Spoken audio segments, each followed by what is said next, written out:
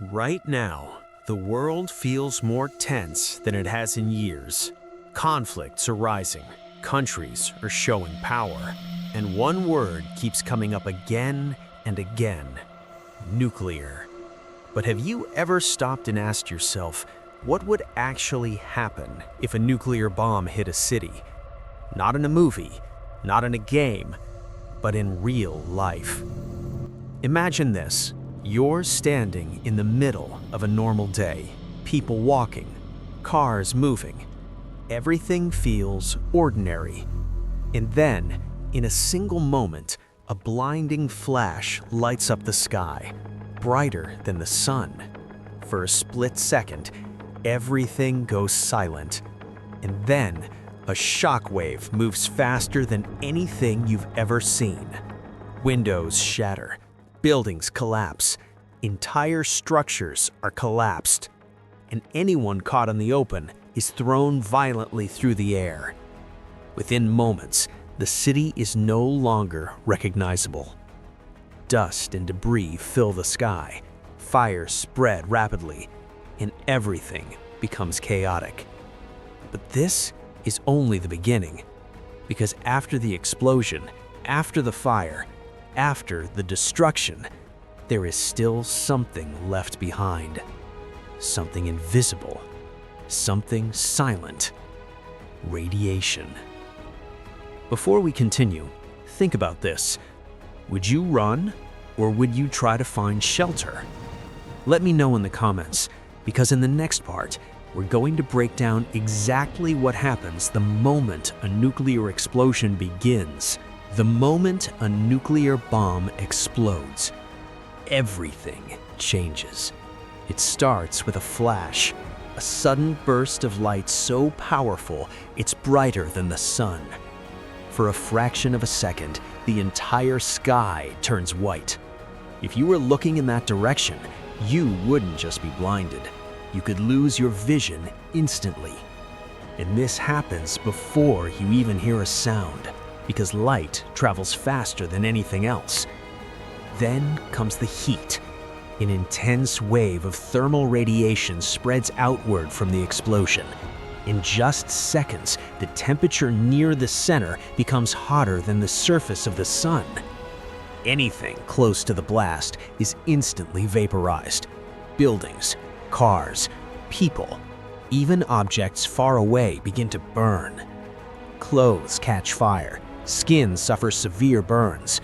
Fires start across the city, almost all at once. But the most destructive force is still coming. A few seconds later, the shockwave arrives. A massive wall of pressure moving faster than the speed of sound. It slams into buildings with incredible force. Windows explode outward, walls collapse, entire structures are flattened, and anyone caught in the open is thrown violently through the air. Within moments, the city is no longer recognizable. Dust and debris fill the sky. Fires spread rapidly, and everything becomes chaotic. But this is only the beginning, because after the explosion, after the fire, after the destruction, there is something still left behind. Something invisible, something silent. Radiation. Before we continue, think about this. Would you run, or would you try to find shelter? Let me know in the comments, because in the next part, we're going to look at what happens after the explosion and why radiation is one of the most dangerous effects of all. After the explosion, after the fire, after the destruction, there is something still left behind. Something invisible, something silent. Radiation. Unlike the blast or the heat, you can't see it coming. You can't hear it. You don't even know it's there. But it can affect your body within minutes. In the area closest to the explosion, radiation levels are extremely high. For people who survive the initial blast, the danger is far from over. because exposure to high levels of radiation can cause severe damage to the body. At first, it may not feel like anything, but within hours, symptoms can begin. Nausea, weakness, confusion, and as time passes, the effects become worse. Cells in the body begin to break down, the immune system weakens, and even those who seemed safe at first may not be out of danger. But radiation doesn't just stay in one place, it spreads. As the explosion rises into the sky, it forms a massive cloud, the mushroom cloud. Inside that cloud are radioactive particles, and as that cloud moves, those particles fall back to the ground. This is known as fallout. Dust, ash, tiny particles that carry radiation across large distances. They settle on buildings, on roads, on water sources, and even on people. Which means the danger can spread far beyond the original blast area. But here's something important. Survival is possible.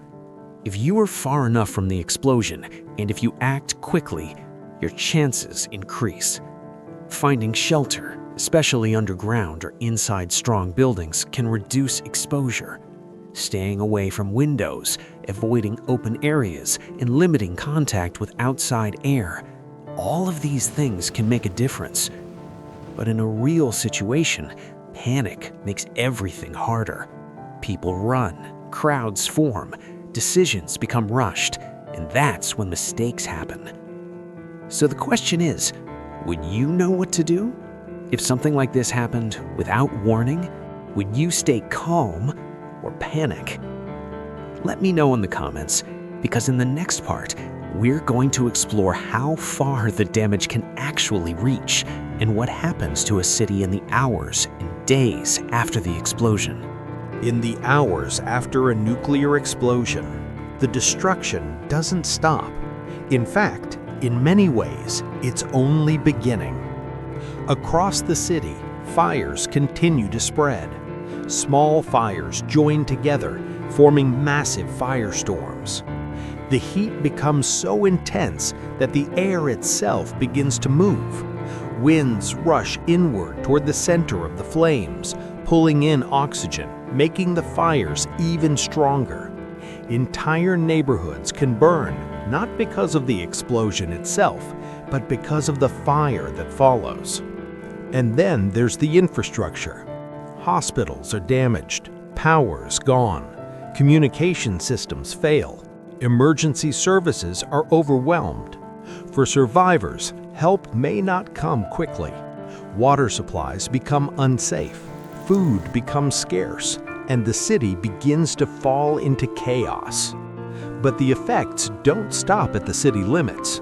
Radiation and fallout can travel for miles, carried by the wind, spreading danger far beyond the blast zone. Nearby towns can also be affected. People who were never close to the explosion can still face serious risks. And then come the long-term effects.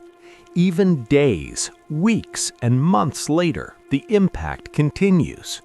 Radiation exposure can lead to serious health problems over time.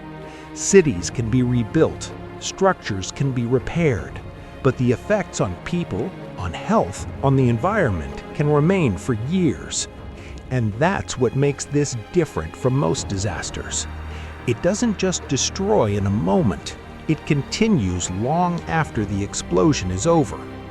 The truth is, the world already knows how dangerous nuclear weapons are. We've seen it in history, we've seen the consequences, and yet these weapons still exist, stronger than ever, more advanced than ever. Which brings us back to the question we started with. What would actually happen if a nuclear bomb hit a city today? Now you know. The flash, the heat, the shockwave, the radiation, and the long-term damage that follows. But maybe the more important question is this: what can we learn from it? Because understanding something this powerful is the first step toward making sure it's never used again. Before we end, I want to ask you one final question. Do you think the world is safer today than it was in the past, or are we closer to danger than ever before? Let me know your thoughts in the comments. I read every single one. And if this video made you think or helped you understand something new, make sure to like the video. It helps more people discover these important stories. And if you want more videos like this, real history, real events, and powerful stories that reveal how the world works, then make sure to subscribe to the channel, because there are many more stories coming. Stories that might surprise you, stories that might change how you see the world. So stay curious, stay informed, and I'll see you in the next video.